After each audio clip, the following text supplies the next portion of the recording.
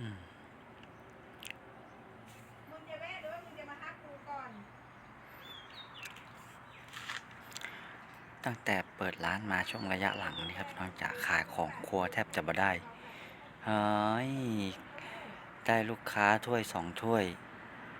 ขนมจกขายข้าวน้ำเงี้ยวอ๋อพี่น้องจ๋าบางทีของก็เสียของก็เน่าขายครัวบ่ได้มาครับพี่น้องจ๋าภาษีมาเล่นคิดประเมินราคาจากที่ดินเลยป้าโทค่อนล้านประเมินออกมาแล้วต้องเสียภาษี2,000ปลายขายครัวกับบ่ม่วนกูจะไปรอดไหมเนี่ยนาทีนี้เฮ้ยตายกุ้มใจแท้ๆครับพี่น้องจ๋าตามนั้นเดี๋ยวดูหลังสงกรานต์นี้ถ้าบ่รอดก็ยาวตามนั้นตายแน่เอ้ยขายครัวบ่ม่วนเลยเฮ้ยตุกแต่อยู่บ้านเมืองนี้เฮ้ยรวยกระจุกจนกระจายตุกเต้าตายนี่เบยบ่มีตังค์รวยสักเตี้ย